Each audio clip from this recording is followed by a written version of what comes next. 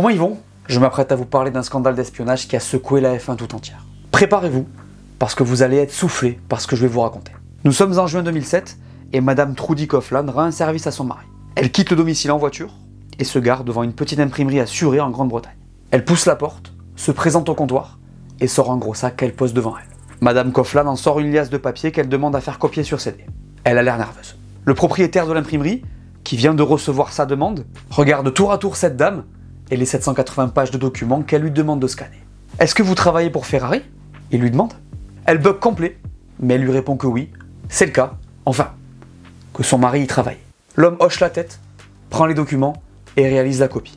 Trudy Coughlin sort de l'imprimerie et rentre chez elle, soulagée. À ce moment-là, elle ne sait pas qu'elle vient de lancer une bombe à retardement qui va secouer la F1 jusque dans ses fondations. Elle ne peut pas imaginer que son action va mobiliser les plus grandes instances de ce sport, en impacter les acteurs principaux et marquer l'histoire du sport avec un grand S. Mesdames et messieurs, c'est le début du Spygate. Allez, on en parle. Si cette histoire te plaît et que t'en voudrais plus, laisse-moi un grand pouce levé, abonne-toi et surtout, profite de cette vidéo. Parce que cette histoire est juste incroyable.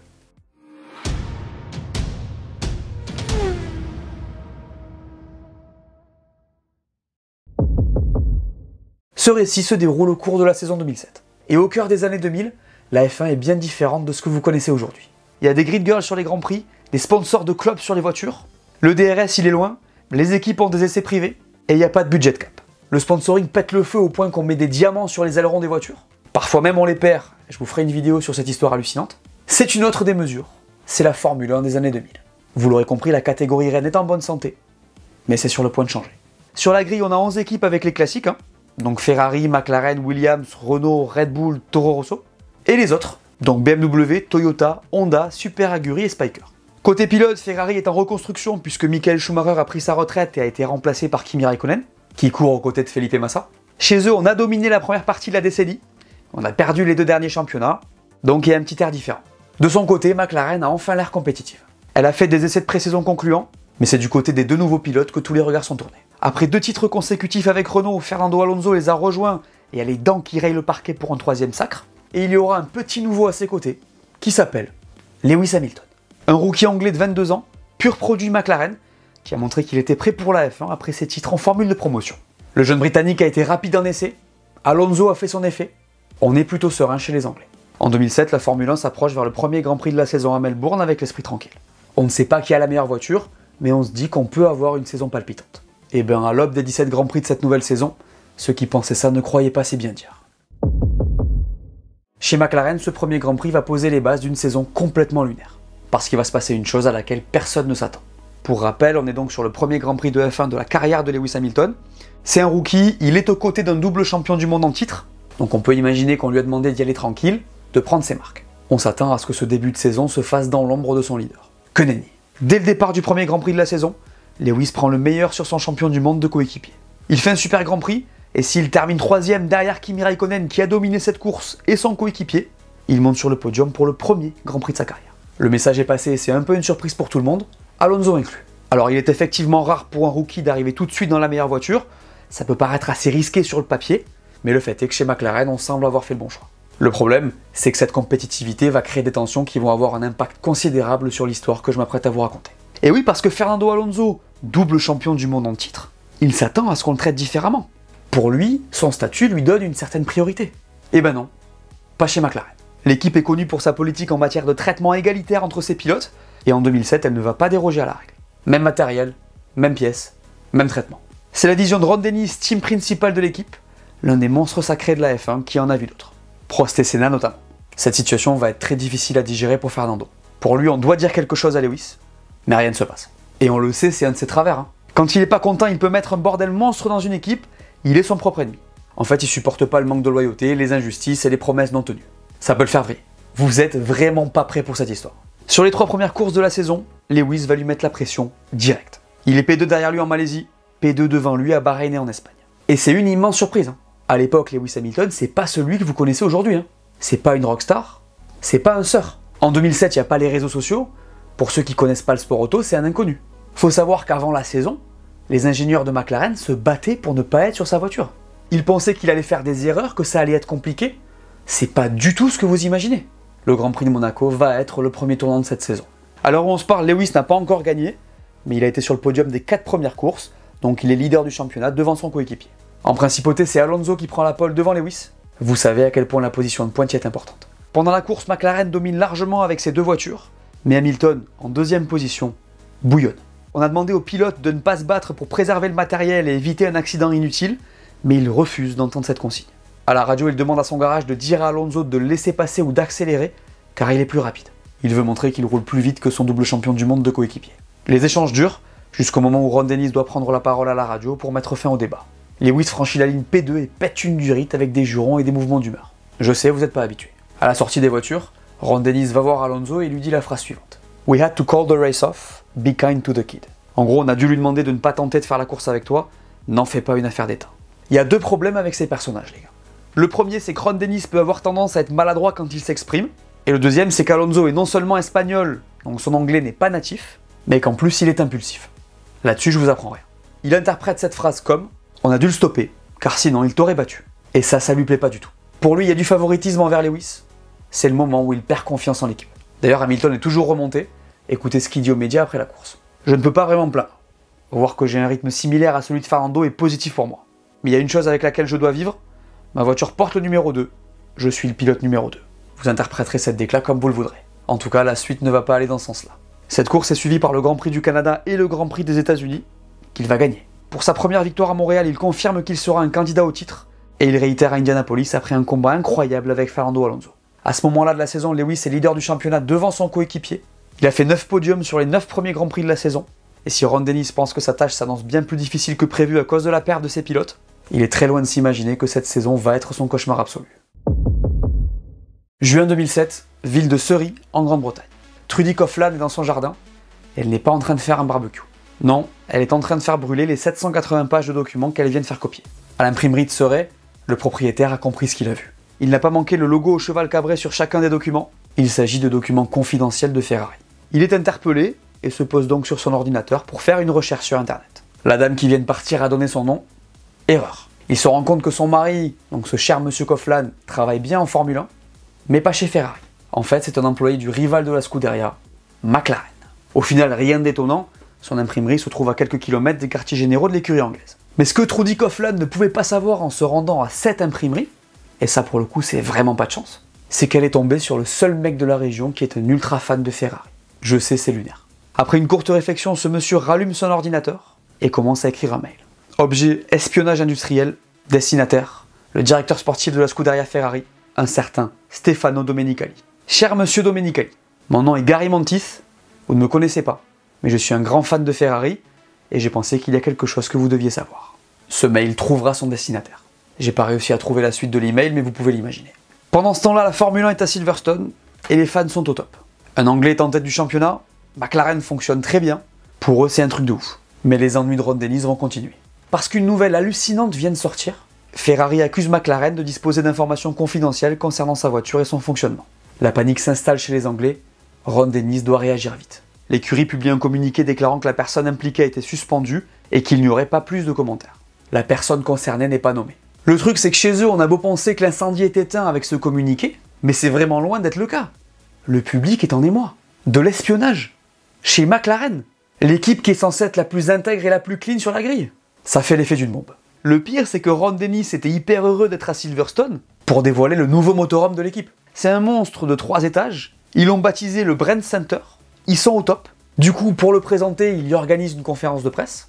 Et là, histoire assez cocasse, je trouve, alors qu'il se balade dans l'espace pour voir si tout est en place avant l'événement, il bug sur les bouteilles de vin rouge qui sont servies. Le vin vient d'un producteur néo-zélandais qui s'appelle Spy Valley. Comme par hasard. Coïncidence, je ne crois pas. En tout cas, c'est complètement fou. Il demande à remballer. Mais le souci que va avoir Ron Dennis, c'est que si lui veut impressionner la galerie avec son motorhome, les journalistes présents ne veulent parler que du Spygate. Et lui, il est pas prêt. Il est emprunté dans ses réponses, il répond à côté. C'est le début des galères du Spygate pour lui. Je pense que vous l'aurez compris, il est vraiment pas au bout de ses peines. Vous l'aurez capté avec le début de mon récit, c'est un certain Mike Coughlin, qui travaille chez McLaren donc, le mari de Trudy Coughlin, qui a été faire scanner son dossier, qui est en possession de ces informations confidentielles. Mais elles ne lui sont pas tombées entre les mains par magie. Il y a un autre acteur dans l'histoire qui va placer une nouvelle pièce dans le puzzle. Il s'agit de Nigel Stepney, qui lui travaille chez Ferrari. Mais avant d'aller un peu plus loin, revenons un peu sur ce qui lie ces deux hommes. Mike Coughlan et Nigel Stepney se sont rencontrés chez Lotus dans les années 80. Le premier travaille au département design de la voiture, le second est mécanicien. Ensemble, ils travaillent d'ailleurs sur la voiture d'Ayrton Senna. Par la suite, ils vont bosser ensemble chez Benetton aussi. Puis en 94, Stepney est recruté comme chef mécanicien par Ferrari. Son collègue va lui travailler pour une entreprise qui design des châssis, puis devenir directeur technique d'Arrows, avant de rejoindre McLaren en 2002. Tout ça nous amène donc en 2007, où Mike Coughlan est chef designer chez McLaren, et Nigel Stepney a un rôle important dans l'équipe de course de la Scuderia. De ce que j'ai pu trouver, Coughlan est un homme gentil, souriant, apparemment l'inverse de son ami qui travaille chez Ferrari. Par contre, Stepney est très bien intégré chez Ferrari, il parle italien, rien de suspect a priori. Mais du coup, si tout était ok chez tout le monde, qu'est-ce qui s'est passé? Pourquoi est-ce que ce mec était en possession de documents Ferrari qu'il a bêtement demandé à sa femme d'aller faire copier à l'imprimerie du coin? Eh bien apparemment les choses n'allaient pas si bien que ça, et vous allez voir que les situations des deux hommes ont pas mal de similitudes. De son côté, Coughlan aurait été frustré par son job depuis un moment. Il aurait souhaité plus de responsabilités et aurait voulu se faire bien voir de sa hiérarchie. C'est plus complexe de l'autre côté. Alors Stepney aurait lui aussi été frustré au travail. En fait, il aurait vu l'ère post-Schumacher comme une opportunité d'obtenir son job de rêve, celui de directeur technique. Le souci, c'est que Ferrari voulait un ingénieur, et je vous rappelle que Stepney est un mécano. Le truc, c'est que suite à cette non-promotion, il avait parlé à la presse, disant qu'il considérait prendre une année sabbatique et rejoindre une autre équipe, ce qui n'avait vraiment pas plu à Ferrari. Ça, c'est vraiment le genre de move qui ne passe pas chez les rouges. Rappelez-vous de Prost qui s'était fait virer après avoir comparé sa voiture à un camion. Bon, disons-nous les choses, en 2007, Nigel Stepney cherche un nouveau travail. Faut aussi dire qu'en début de saison, il y a un conflit interne à cause du plancher de la Ferrari qui a été banni après Melbourne. Lui n'étant à l'origine pas trop en faveur de le tenter, il y a de la friction sur la ligne avec sa hiérarchie. Du coup, au moment où Ferrari reçoit ce fameux mail venant d'une imprimerie à Surrey, il est le suspect numéro 1. Ferrari s'appuie sur des images de caméras de surveillance où on le voit errer à l'usine de manière un peu étrange, et il est mis en période de jardinage. Il quitte l'Italie et déclare qu'il est victime d'un coup monté. Le problème, c'est qu'il va y avoir d'autres révélations concernant ces deux personnages. Alors elles seront rendues publiques plus tard, hein, mais c'est pour que vous sachiez. En juin 2007, les deux hommes ont rencontré ensemble le responsable de chez Honda à Londres pour lui proposer leur service. Et plus tôt dans l'année, ils sont aperçus à la terrasse d'un café de Barcelone en train de discuter. On saura plus tard que l'échange de documents avait eu lieu à ce moment-là. En tout cas, lors du Grand Prix de Grande-Bretagne, au moment où la news sort, tout le monde est sous le choc. À Silverstone, Lewis prend la pole, mais Raikkonen gagne devant les deux McLaren. Autour du paddock, les rumeurs commencent à fleurir sur l'auteur des faits chez McLaren. Ils n'auront qu'un jour à attendre. Le sujet est pris en main par la Cour de Londres et un nom sort, Mike Coughlan. Dans l'équipe, le choc est immense, on n'y croit pas, on pense que c'est une histoire inventée par un tabloïd. Malheureusement, c'est bien réel. Pour que la procédure n'aille pas plus loin, les Coughlan font des déclarations sous serment où ils expliquent comment ils ont eu les documents. Le monde de la F1 est proche de l'implosion. C'est à ce moment-là que la FIA entre en scène, chargée par Ferrari. La Fédé est inquiète de ce que ces implications peuvent avoir sur le championnat et elle se doit d'enquêter sur le sujet. La question du championnat est réelle, mais il faut surtout faire la lumière sur une chose. À quoi McLaren a-t-elle accès? Et a-t-elle utilisé des données de la concurrence pour concevoir sa voiture de 2007 et commencer le développement de celle de 2008? Les parties prenantes sont donc convoquées lors d'une audience à Paris au siège de la FIA, place de la Concorde, pour un premier conseil mondial du sport automobile, ou le 26 juillet 2007, le Conseil mondial du sport automobile doit décider du sort de McLaren. Ce jour-là, le siège de la FIA est assiégé par les journalistes. Les acteurs arrivent les uns après les autres, et la réunion commence. Elle se déroule dans la salle d'audience de la FIA, où se tiennent les conseils mondiaux du sport auto. Et là, il y a tout le monde. Ron Dennis pour McLaren, Jean Todt pour Ferrari, Bernie Ecclestone, le grand argentier de la F1 comme on l'appelle, les membres du conseil, et donc Max Mosley, le président de la FIA de l'époque. Retenez bien ce nom parce que c'est pas la dernière fois que vous l'entendez dans cette vidéo. Vous noterez qu'aucun des deux accusés n'est présent, et pour info, Ferrari n'a pas le droit de s'exprimer. Après, globalement, ils sont furieux. Ils ont soumis 180 pages de documents à la FIA concernant le Spygate, et le ton est plutôt agressif. En fait, on en sait maintenant plus sur les détails, et il est avancé à ce moment-là que les documents ont été vus par 4 employés haut placés chez McLaren, incluant leur CEO. On peut imaginer que Ferrari est au courant grâce aux déclarations faites sous serment par les Coughlan. On est donc sur un sujet qui est pris extrêmement au sérieux. Attends, on est potentiellement sur une équipe qui sait tout de l'autre. Et ça va encore plus loin parce que, comme je l'ai dit tout à l'heure, il y aurait aussi des infos sur la voiture de 2008. Comme vous pouvez l'imaginer, McLaren dément. Ron Dennis dit que son entreprise est traînée dans la boue. Et truc incroyable, il dit qu'ils sont en train de rendre service. Alors ça, c'est très tordu, mais bougrement intelligent. Vous vous souvenez du plancher Ferrari banni par la FIA après l'Australie? Eh ben en fait, ça serait Stepney qui l'aurait dit à Coughlan, qui en aurait parlé en interne. McLaren aurait ensuite demandé à la FIA s'il pouvait tester ce design. La FIA a ensuite fait des contrôles et banni le plancher de Ferrari qui était trop flexible. Du coup, Ron Dennis dit que Stepney était juste un lanceur d'alerte qui leur a permis de détecter une triche. Et le dossier dans tout ça? Ben en fait, là-dessus, la défense de l'équipe, c'est de tout mettre sur le dos de Coughlan, qu'il qualifie d'instable, d'émotif et de frustré au travail. Il dit que ses motivations étaient personnelles, donc que l'équipe n'était pas impliquée. En gros, ils mettent tout sur les deux mecs qui étaient frustrés de leur vie, quoi. D'ailleurs, Coughlin il prend cher. On commence à dire qu'il avait pas tant d'impact que ça, que son chef passait son temps à le remettre d'aplomb, on le met plus bactère. Le truc c'est que Max Mosley a du mal avec ses explications, et répond donc « Vous avancez donc qu'il n'a eu aucune contribution ?» Ce à quoi Ron Dennis répond « Piqué, il n'y a pas un seul employé chez McLaren qui ne contribue pas à nos victoires. » On tombe donc dans une lutte verbale, en fait les deux ne peuvent pas se voir. Je ferai une vidéo sur Mosley et je vous expliquerai dans le détail. Bref, pendant l'audience, McLaren continue de charger les deux hommes, surtout Stepney. Elle explique qu'elle a installé des pare-feux sur l'ordinateur de Coughlin pour qu'il ne reçoive pas de mail de Stepney, ce qui n'est apparemment pas suffisant. On aurait donc demandé à Coughlin de se rendre en personne à Barcelone pour lui demander d'arrêter de communiquer. Le fameux meeting de tout à l'heure. Plus c'est gros, plus ça passe, ou pas. Écoutez la réponse de Mosley. Aller à Barcelone a beaucoup plus de sens pour aller chercher 700 pages de documentation que de cesser la communication. On va être d'accord, mais McLaren insiste. Autre meeting, cette fois avec Jonathan Neal, le N+1 de Coughlin. Rendez-vous se tenant dans un country club. C'est d'ailleurs celui-là que Ferrari pointe comme étant celui où Neal a pris connaissance des documents. Et là vous allez rigoler. Au cours de cette rencontre, Coughlin aurait déclaré vouloir faire une confidence à son supérieur et aurait sorti un sac avec des documents. McLaren déclare que Neal n'aurait pas souhaité les regarder, comprenant de quoi il s'agissait, et lui aurait demandé de s'en débarrasser. Donc on t'amène des documents confidentiels d'une autre équipe et tu te caches les yeux. Tout le monde a du mal à y croire. Bref, les parties sortent pour délibération, et la sanction tombe. McLaren est déclaré coupable d'avoir violé l'article 151C du code sportif, mais les preuves sont insuffisantes pour prouver qu'elles ont utilisé les datas à leur avantage. Aucune pénalité ou amende n'est appliquée.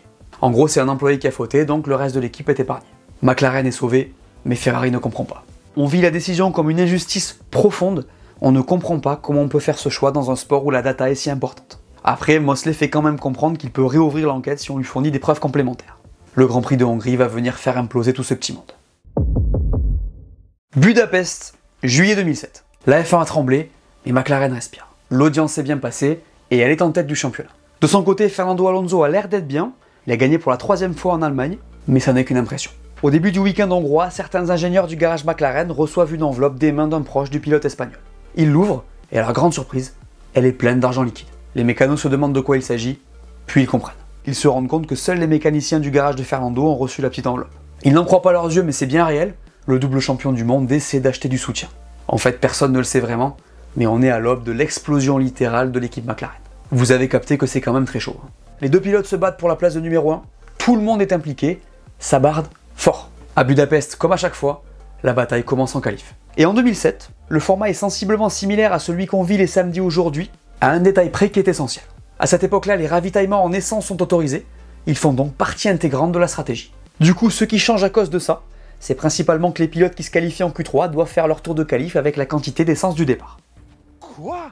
Et oui, et ça faussait pas mal de choses. Ensuite, et là je vais pas rentrer dans le détail, il y avait un système de crédit de carburant un peu compliqué. En fait, en fonction de ce qui se passait, les pilotes pouvaient récupérer du carburant s'ils faisaient des fuel burn laps. Donc des tours pour brûler de l'essence pendant la Q3.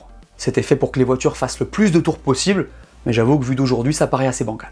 D'ailleurs, ils l'ont supprimé en 2008. Mais gardez bien ce système en tête parce que vous allez voir, ça a son importance. Et oui, parce que du coup, faut faire des calculs pour faire sortir les pilotes au bon moment pour aller claquer le dernier tour, qui sera donc celui de la pole. Inutile de vous rappeler aussi qu'en Hongrie, la track position est très importante. Du coup, les équipes décidaient à l'avance dans quel ordre faire sortir les voitures. Et en Hongrie, en 2007, chez McLaren, on a un plan précis. C'est Fernando Alonso qui doit sortir en premier pour faire ses fuel burn laps, et Hamilton doit le suivre.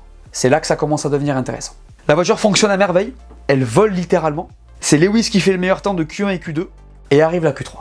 Les mécanos s'apprêtent à faire sortir Alonso en premier, mais sont vite surpris. En fait, sans crier gare, Lewis est sorti du garage et n'a pas respecté le plan prévu. D'ailleurs, c'est lui, ses ingénieurs et ses mécanos, puisqu'ils ne pouvaient pas sortir du garage sans leur aide. Là, du côté d'Alonso, on se dit qu'il y a erreur, qu'ils vont échanger les positions dans la pit lane, mais non. On demande à Lewis de laisser passer Fernando à la radio, mais non. Du coup, on commence à s'énerver. Fernando pète une durite à son équipe, il gesticule dans la voiture. Même dans le garage McLaren, les mécanos des deux pilotes commencent à se crier dessus. Ça part en live complet, et côté Fernando, c'est la goutte d'eau qui va faire déborder le vase. Pendant ses fuel burn laps, il fait en sorte de ralentir suffisamment pour que quand on l'appelle, ce soit lui qui entre dans la pit lane en premier. Et à l'époque, du coup, sur ce genre de manip, on n'entrait pas les voitures dans le box. Puisque c'était vraiment à la seconde, quoi. En gros, on faisait un pit stop. En vrai, je suis sûr que vous connaissez la scène que je vais vous raconter. On va se régaler. Fernando s'immobilise sur son emplacement, comme prévu dans un premier temps. Les mécanos font ce qu'ils ont à faire, puis 20 secondes s'écoulent, comme prévu. La sucette se lève, mais la voiture ne bouge pas. 1 seconde, 2 secondes, 3 secondes, les mécanos se regardent, lui font même des signes, mais la voiture ne bouge pas. 4 secondes, 5 secondes, la tête du pilote est tournée vers son rétroviseur, il regarde l'autre voiture grise qui attend son tour derrière lui. 6 secondes, 7 secondes, on lui demande de partir à la radio, mais rien ne se passe. 8 secondes, 9 secondes, c'est là qu'on réalise. C'est fait exprès. 10 secondes, Alonso quitte enfin son emplacement. Lewis passe au stand à son tour, mais le mal est fait. Il ne parvient pas à franchir la ligne dans les temps pour se lancer dans un tour rapide. À 1 seconde près, Fernando s'est vengé, et il va chercher la pole. Sur le muret des stands, on assiste à une image insolite. Ron Dennis, d'ordinaire super calme, est furieux. Il jette son casque et se précipite sur le physio d'Alonso qui est à côté du muret. On le voit lui parler en gesticulant, il est lui aussi en train de vriller. Croyez-moi, il est toujours pas au bout de ses peines. Parce que le monde entier veut savoir ce qui s'est passé. On va rapidement être servi parce que les conférences de presse arrivent. Notez bien qu'Anthony Hamilton, le père de Lewis, est parti voir les stewards dès la fin de la Q3. D'abord donc, la conférence de presse de la FIA post-qualif. On a Alonso, Hamilton et Hetfield qui sait pas où se mettre. La tension elle est palpable. Fernando il se sert frénétiquement du jus d'orange d'une carafe qui se trouve sur la table et vous n'avez jamais vu Lewis dans cet état. Les réponses sont extrêmement tendues. Fernando dit que c'est l'équipe qui l'a retenu, que lui ne s'occupait que de conduire la voiture. La conférence est extrêmement étrange, mais le souci pour McLaren c'est qu'il en reste une. Et oui, puisqu'à l'époque chez McLaren dans le nouveau motorhome, après chaque qualif, il y a un événement qui s'appelle Meet the Team, où en gros la presse vient pour débriefer. Et ben croyez-le ou non, mais c'est moins sympa que prévu. Parce qu'on est en pleine frénésie. Alors déjà, il n'y a qu'un pilote. Hamilton n'est pas là et on saura plus tard qu'il était parti se cacher dans le bureau d'Alan Donnelly, le bras droit de Max Mosley de l'époque. Et en plus, il n'y a pas Ron Dennis, puisqu'il est chez les commissaires. Du coup, ça commence seulement avec Fernando, qui est solo pour répondre aux questions dans un premier temps. Pas évident, puisque d'habitude, il y a le team principal pour les protéger. Mais bon, Ron Dennis va finir par arriver, et en vrai, le moment est lunaire. T'as Alonso qui mange une pomme en regardant le mur du fond de la salle sans bouger, et Ron Dennis qui, selon la légende, ne supporte pas qu'on mange des fruits sans couvert, essaie de rattraper le coup. Il confirme que c'est bien l'équipe qui a fait une erreur, mais ça sonne bizarre. D'ailleurs, à un moment donné, il va répéter que c'est l'erreur de l'équipe, se tourner vers Fernando, et lui dire « Pas vrai, Fernando? Mais qui a mis la clim ?» Après, le mal était fait. Ron Dennis a beau dire ce qu'il veut, le langage corporel de tout le monde est clair, quelque chose ne va pas. Puis la FIA va s'en mêler. Elle a pris en considération ce qu'Anthony Hamilton avait à dire. Avec du recul d'ailleurs, c'est un peu chelou. À quel moment le père d'un pilote va les voir quoi. Elle a aussi entendu Alonso et Ron Dennis, et à 23h45, le verdict tombe.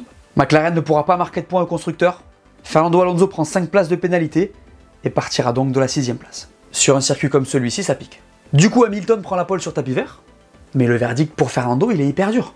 Parce que Lewis n'avait pas respecté la consigne à la base, Alonso n'a fait que lui rendre la monnaie de sa pièce. Si on se met à sa place, on peut imaginer l'état de nerfs dans lequel il doit être. En tout cas, on est vraiment sur les enfantillages. C'est une cour de récré le truc. Attention, le tremblement de terre arrive. Le matin du Grand Prix de Hongrie, Fernando Alonso s'est levé du pied gauche. Il arrive sur le circuit, passe les portiques, et se dirige directement vers le bureau de son team principal. Il s'assoit devant Ron Dennis et lui fait cette demande hallucinante. La voiture de Lewis doit tomber en panne d'essence pendant la course, sinon il rend public des emails qu'il a en sa possession qui prouvent que McLaren connaissait l'existence des documents relatifs au Spygate. Ron Dennis, sous le choc, sort de son bureau. Il prend son téléphone et appelle Martin Whitmarsh, son second. Il lui explique la situation, revient dans son bureau et demande à Alonso de répéter ce qu'il fait. Ron Dennis est choqué, il congédie Fernando et se prend la tête dans les mains. Comment lui, Ron Dennis, a-t-il pu se retrouver dans cette situation? Attends, un pilote est en train de lui demander de saboter son autre pilote, sans quoi il menace de détruire l'équipe. Là, c'est compliqué. Sur la piste, la course commence, Lewis s'envole vers la victoire et Fernando parvient à remonter à la 4ème place. Après la course, alors qu'il vient de sortir du Mediapen, Alonso s'est rendu compte qu'il était allé trop loin. Il repasse par le bureau de Ron Dennis, présente ses excuses et explique que ces mails n'existent pas, qu'il les a inventés avec l'énervement. Malheureusement, c'est trop tard. Son team principal a passé un coup de fil qui va transformer cette histoire en tsunami. Avant d'aller plus loin dans le Spygate, parce qu'on est de retour dedans, vous l'aurez compris, faut que je vous parle un peu de Ron Dennis. Eh ben notre ami là, il s'est mis dans le beau drap. Deux pilotes qui peuvent plus se blairer, une affaire d'espionnage, un double champion du monde qui te fait du chantage, tu peux difficilement faire plus compliqué. D'ailleurs, en vrai, on peut dire que Ron Dennis a fait une petite faute en titularisant ces deux pilotes. Il a mal anticipé la perte de Lewis sur sa première saison, et il n'avait pas compris à quel point Fernando pouvait être destructeur si on lui manquait de loyauté. Donc il en arrive là, et c'est un peu de sa faute. Et ça arrive notamment parce que Ron Dennis, il a une petite faiblesse. Et cette faiblesse, elle s'appelle Lewis Hamilton. Parce que s'il prend Alonso dans son équipe pour son palmarès et ses qualités sur la piste, il met Lewis dans la voiture, parce que c'est son fils spirituel en fait. Ou son filleul, comme vous voulez. Je vous raconte. En fait, l'histoire elle commence alors que Lewis a 10 ans, pendant une remise de prix. Ron Dennis est là et Lewis le connaît puisqu'il est fan de Senna. Le petit Lewis a un livre où il collectionne les autographes, et en se présentant, il dit ça. Bonjour, je m'appelle Lewis Hamilton, je viens de gagner le championnat de Grande-Bretagne de karting, et un jour, je veux être champion du monde de F1 dans votre voiture. Ron Dennis lui donne son numéro et lui répond appelle-moi dans 9 ans. Il n'aura pas besoin d'attendre aussi longtemps. Parce que non seulement ça va se faire largement avant ces 9 années, mais en plus, c'est Ron Dennis qui va l'appeler. La suite de cette histoire est pour une autre vidéo. Vous avez compris ce qu'il y a à comprendre, Lewis est un pur produit McLaren, et Ron Dennis est bien plus que son patron. Du coup, même s'il l'assume pas, il est biaisé, et en vrai c'est normal. La vérité c'est qu'il préfère que Lewis gagne, et l'équité historique de McLaren, dans sa tête, elle n'existe pas. En 2007, Ron Dennis s'est laissé dépasser par les sentiments, et si son équipe est sur le point d'imploser, c'est surtout de sa faute. Retournons en Hongrie, avant que Fernando ne vienne s'excuser juste après la course. Le manager anglais est en PLS, il ne sait pas quoi faire. Il se demande s'il doit le virer sur le champ, mais une option naît dans son esprit. La situation est trop grave, il va appeler Max Mosley et lui expliquer la situation. Il prend son téléphone et compose le numéro du président de la FIA. Je vous laisse imaginer son état de nerfs sachant que les deux hommes se détestent. Après là, il sait que la FIA peut réouvrir l'enquête à tout moment. Si Alonso a des emails, il est vraiment dans le trou. Max Mosley décroche depuis son lieu de vacances, et bizarrement, la conversation va mieux se passer que prévu. Le ton est calme, le président de la FIA se veut rassurant. Il lui conseille de ne pas virer Alonso. Il lui explique aussi que s'il devait y avoir une réouverture de l'enquête, il serait le premier prévenu. Ce que je viens de vous raconter, c'est donc passé entre les menaces d'Alonso et ses excuses. Et du coup, comme l'Espagnol dit ne pas avoir d'email, Ron Dennis est soulagé et décide alors de rappeler Max Mosley. Il lui explique que les mails n'existent pas, que tout va bien, ce que Mosley prend bien aussi. Pour Ron Dennis, le Spygate est derrière lui. Certes, avec son pilote, c'est toujours compliqué, par contre, McLaren va pouvoir partir en vacances tranquillement. Il se trompait lourdement. Parce que ce que Ron Dennis ne sait pas, c'est que non seulement ces emails existent bel et bien, mais en plus, au moment où il a appelé Max Mosley pour la première fois, le président de la FIA était déjà au courant de leur existence. C'est pas possible. Si, et je vais vous expliquer comment. En fait, Alonso avait eu des échanges avec Pedro de la Rosa par email à propos des documents. On y reviendra plus tard. Il en a parlé à son manager qui n'est autre que Flavio Briatore, donc par ailleurs team principal de Renault, qui en a parlé à son ami Bernie Ecclestone, qui a tout dit à Max Mosley. Les deux hommes étaient très proches, il faut le savoir. Donc voilà, une petite chaîne assez terrible quoi. Le truc c'est que Mosley, forcément, quand il apprend l'existence de ces emails, il est vraiment mécontent. C'est un homme de loi, il a beaucoup de mal avec la triche, et surtout il est énervé contre Ron Dennis qui clairement s'est fait rouler.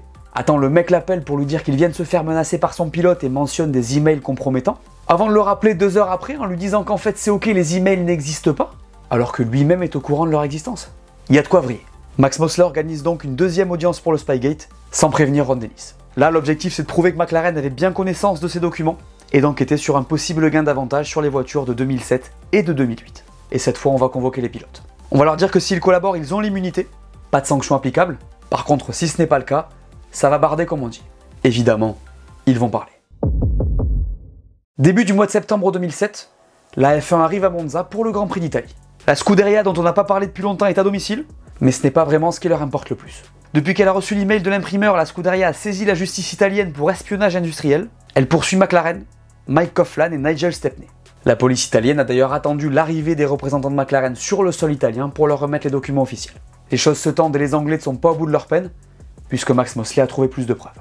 Le Conseil mondial du sport automobile, qui doit à nouveau statuer sur le sort des Anglais, se déroule alors que les équipes sont en Belgique pour le Grand Prix. Tout le monde est là. Les officiels, Max Mosley, Jean Todt, Bernie Ecclestone et Lewis Hamilton.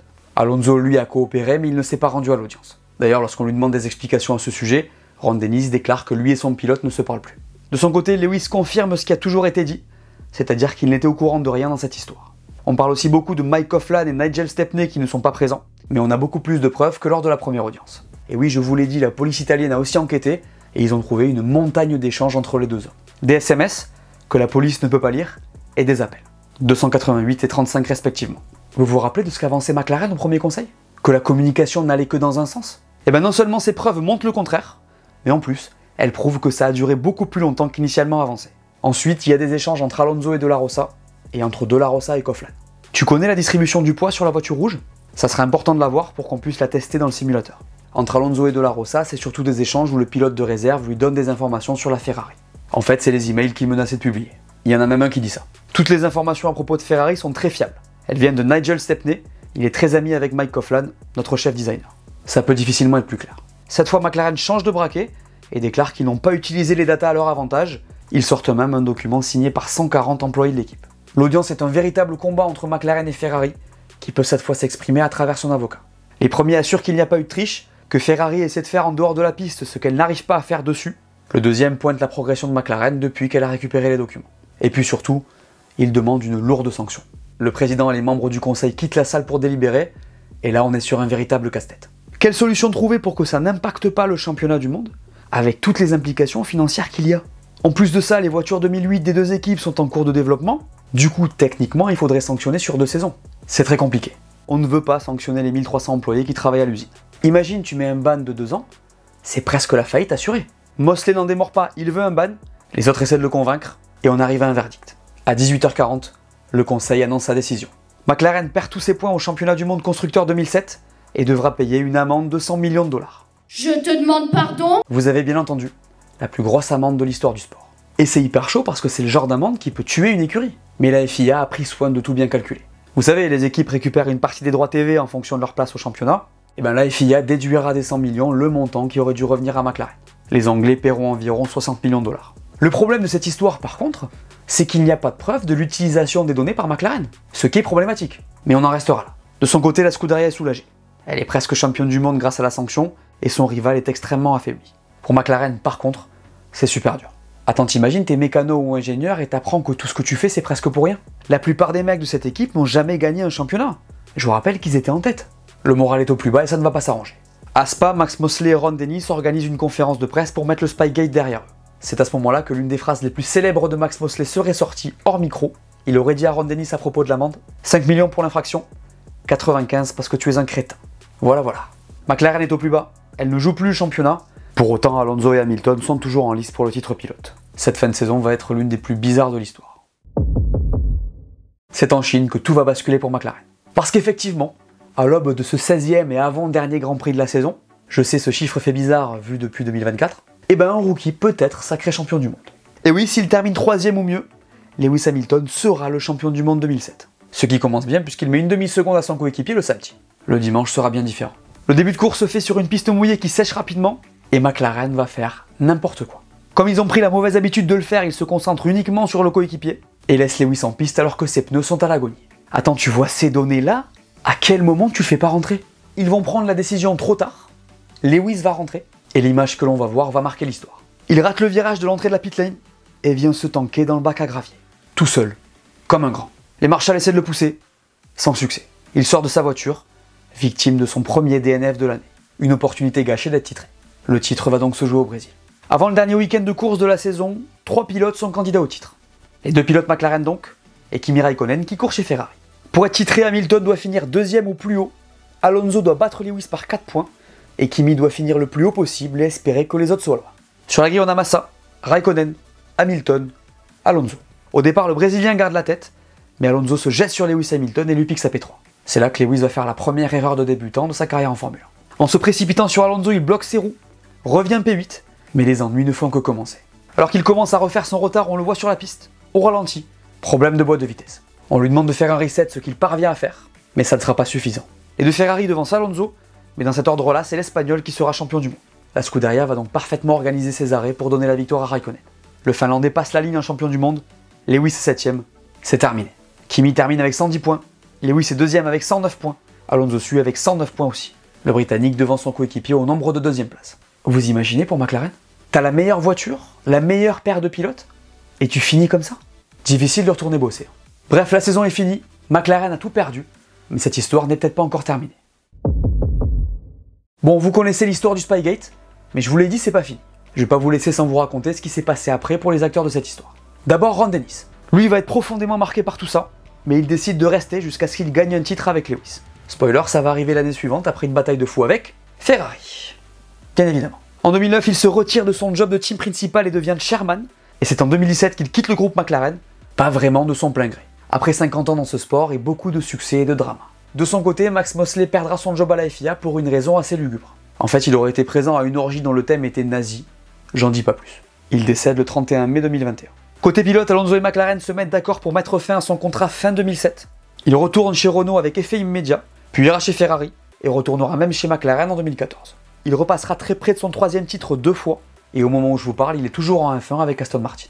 Hamilton, l'histoire vous la connaissez.